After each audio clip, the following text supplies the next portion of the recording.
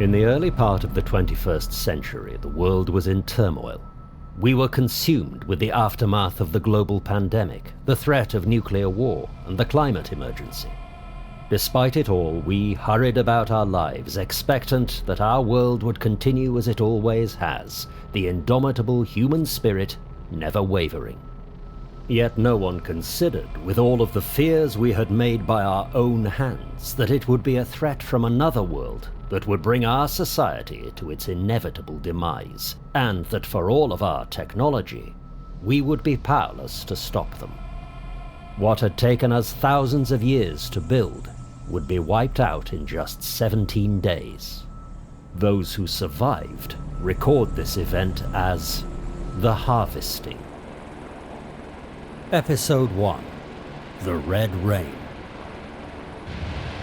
A storm swept across the platform of a North Sea oil rig as a transport helicopter attempted a precarious landing, rotors whirring.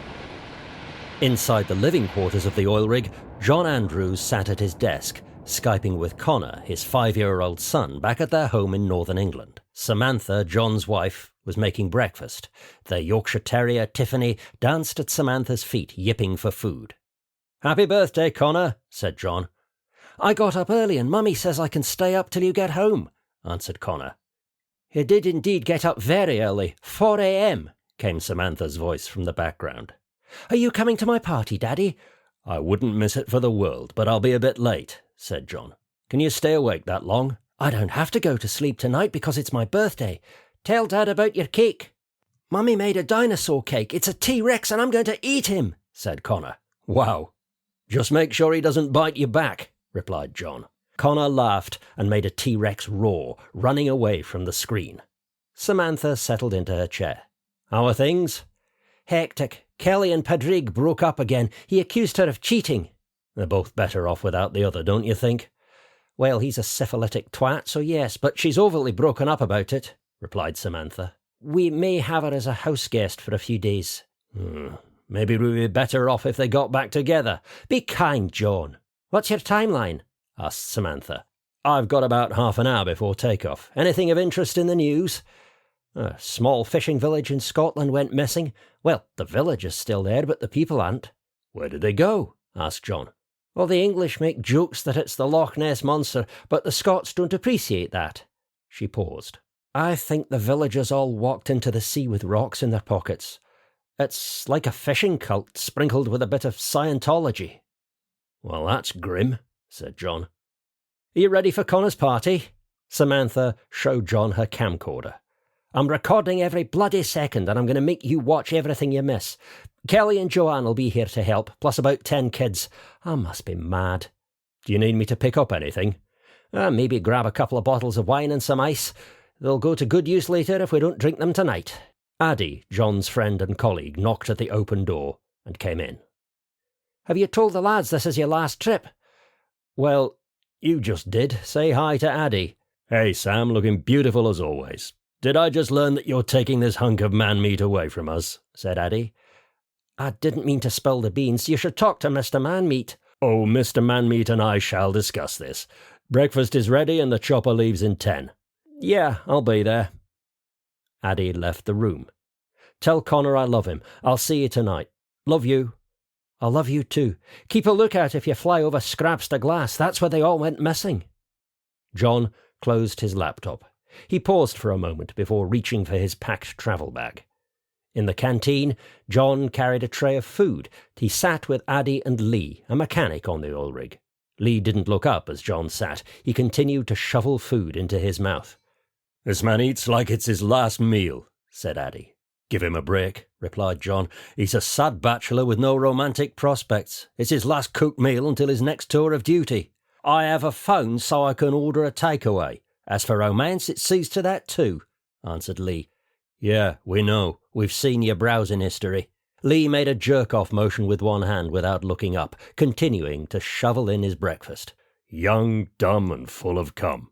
So, this henpecked loser says he's leaving us to return to his wife." "I'm not leaving you alone. You've got each other. And Lee's hand," replied John. Lee made the jerk-off motion again. Still, he didn't look up. "Had enough of it here." I was going to tell you guys on the drive home. I can't be away from Sam and Connor for weeks at a time. I'm pushing 40, and this is a young man's game," said John. "That's very sad. You don't look a day under 50, replied Addy. A tannoy announced that the helicopter would be ready to leave in 5 minutes. The men put on their rain gear. Lee stuffed a huge mass of potatoes and eggs into a to-go bag. Outside, half a dozen workers, including John, Addy and Lee, boarded the helicopter as gusts of rain whipped around them.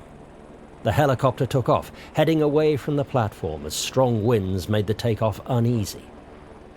Once airborne, the helicopter flew through the storm. Lights cut through the lashes of rain. The North Sea swelled beneath, rough and foreboding. The chopper turned and steadied. A spew of oil, an unusual orange-red, shot into the sky. John noticed the oil spraying upwards. "What the hell?" Lee and Addy turned to look. "Never seen that before," said Addy. "Not our problem now," replied Lee. "I'd like to know what caused that. Then why don't you stay on the job?" The helicopter flew over a small village on the northeast Scottish coast. The brightly coloured homes were devoid of activity. John noticed a redness that tinged the otherwise multicoloured homes of the fishing village. Emergency vehicles were visible, their lights flashing through the murk. "Scrabs to glass," John remembered. "What of it?" asked Lee. "Everyone's gone missing." "I would as well if I lived in that god-forsaken place," said Addy. As Aberdeen Dice Heliport came into view, John looked at Addy and Lee and gave them a thumbs up. The helicopter landed, and standing water blew up in the rotor wash. 2 men dressed in heavy-duty rain gear approached as John, Addy and Lee exited the helicopter. In the car park, John opened the tailgate of his Land Cruiser. Addy, Lee and John stowed their rain gear and luggage in the boot. "Shotgun," called Addy. "Twat," answered Lee. John closed the tailgate, smirking at their banter. John started the engine, Addy turned on the vehicle's music system, and Lee settled into the back. "Do you think Connor will still be up when you get home?" asked Addy. "After all that sugar, he won't sleep for days. It's like crack for kids. We should stop for lunch along the way," said Lee. John checked the time. It read 11:32 a.m. November 25th. Addy switched music stations. Showdown by ELO began to play. The Land Cruiser left the parking lot, joining the main road. It travelled along through breathtaking scenery as the song continued. An hour south of Edinburgh, John overtook a Land Rover Discovery as it pulled into an inn's parking lot. The storm had blown out and the skies cleared as the sun came out. John turned off the radio. "It's as though we're on a different planet," he said. "Why don't we stop for a bite? What do you say, Lee?" asked Addy. "I'm hungry," said Lee. "We'll stop for food when we need to refuel. It's an 8-hour drive to Hutton Rugby and I don't want to waste time." "Also good to go on," said Lee. Lee reached into his bag and began to eat the potatoes and eggs he stuffed into the pocket at breakfast. "Yeah, well, I'm going to piss all over your fancy car in exactly 1 hour. You've been warned," said Addy. "Be a good boy and I'll let you have some of Connor's T-Rex cake when we get to my place." Addy set his phone alarm and reached for his headphones. Back at the inn, the Land Rover Discovery had parked. Lisa and her husband Tom got out and walked towards the entrance. "Thank God the rain stopped," said Lisa. Overhead, an army helicopter made a sudden low pass. Tom, startled, watched it with interest. It had a biohazard sign painted on the underside. "I don't think they're looking for us, but they're looking for someone, or something. I wouldn't want to run into whatever or whatever that is," said Lisa. They entered the inn and sat at a table. Tom drank a beer while Lisa sipped at a glass of water. Tom raised his glass. "Well, that was a wasted trip." "Tom, be kind," answered Lisa. "I know my sister can be somewhat narcissistic, but I thought it was a pleasant weekend, all things considered."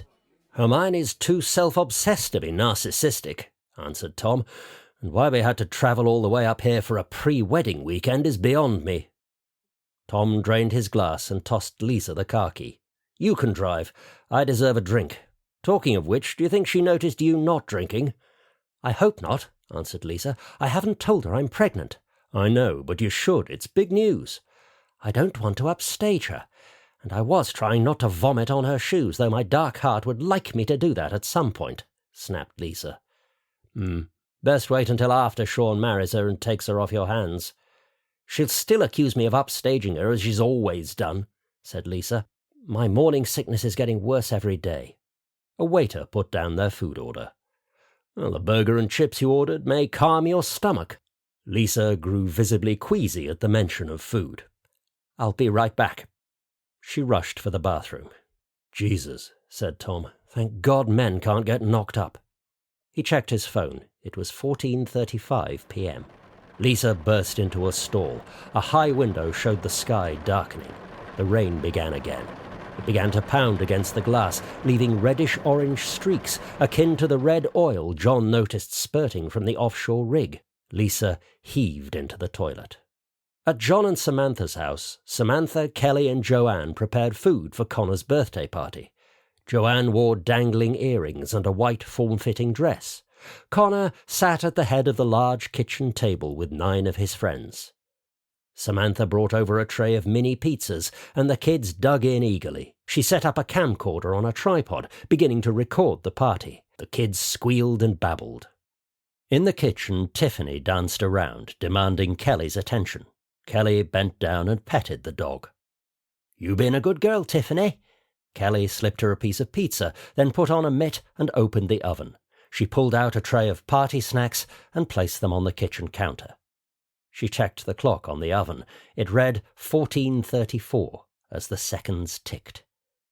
Sam, are you finished with the oven? Yes, that's the last of it for now. Kelly turned off the oven, and she picked up a clear party cup of wine and took a sip. Hey, said Joanne, where have you hidden the rest of the adult juice? Behind the T-Rex cake, answered Kelly. He's guarding it for me. Help yourself if you dare. Joanne headed to the bottle of red wine.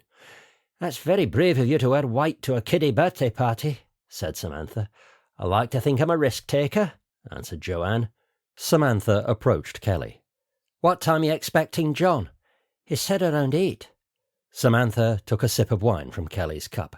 Get your own, cheeky. What kind of mother would I be drinking a full cup at my son's birthday party? A calm one, a sane one, a normal one. Joanne handed Samantha a party cup of wine. I'll drink to that. Doesn't matter it's nowhere near cocktail hour. It's happy hour somewhere, said Kelly. Samantha, Joanne and Kelly toasted, and they each took a large drink while the kids ate their small pieces of pizza. So, are you going to give John a warm welcome tonight? Asked Joanne. Maybe, maybe not. It depends on how he behaves. I want him to ask me how I am rather than listening to him unload about how tough it is to live with his smelly blokes. We're going to need more wine, aren't we? I'll get it, said Kelly. Kelly left the kitchen, heading to the garage. The kitchen grew dark, and rain began to tap at the window. Here comes the rain again, said Samantha. The rain left oily red streaks on the window. That looks unusual, said Joanne. Samantha opened the kitchen door that led outdoors. Joanne joined her and put her hand into the rain. It's warm and a bit slippery. Tiffany jumped up and licked Joanne's hand. In the Land Cruiser, John, Addie and Lee were approaching the English border. The red rain began to pummel the Land Cruiser's windshield. The auto wipers started, but the rain left a slippery trail of red grease behind as the rest got swiped away. They passed a lay-by with a camper van. An elderly couple scurried into the vehicle. What the fuck is this? Asked John. I've never seen anything like it, said Addie. John lifted off the gas. Lee snorted to life in the back seat. As it became very dark, the headlamps came on. They highlighted the redness of the rain. What the fuck? I hope this doesn't keep me from getting home before Connor falls asleep, said John. John looked in the mirror and saw that Lee had closed his eyes again. John blinked. Addie, should we go on or should I pull over? He asked. Addie didn't respond. John looked over to see that his best friend had fallen asleep. John shook his head, fighting a sudden fatigue, and then he passed out. His foot slipped off the gas pedal. The Land Cruiser began to slow as it reached a curve in the road, but with John asleep, the SUV went straight, crashing through a fence. It continued down a decline, picking up speed as it careered down the slope. The vehicle drove beneath a thick grove, striking a tree and coming to a dead stop. Inside, the airbags deployed. John, Addie and Lee were thrown around the interior, but they remained asleep. The seatbelts kept John and Addie in place, but Lee wasn't wearing his. He was thrown across the back seat. His head struck the rear passenger window, breaking it. As he lay unconscious, red rain seeped in, running down his face, intermingling with the blood from his head wound. The dashboard clock turned from 14:36 to 14:37, then the SUV's electronic systems failed, and the dashboard went blank. In space, a UK satellite hovered a few miles above the planet. The visible part of Earth grew more saturated with a reddish-orange haze, and the satellite recorded the time, 14:36 Greenwich Mean Time. Then, a peculiar obsidian object began to creep into view. Before it was fully visible, the time monitor on the satellite began to flicker, and then died. A Messflix production. Written by M.E. Ellington and Stephen Stiefel. Narrated and produced by Jonathan Truman. The song Showdown was written and produced by Jeff Lynne and performed by ELO.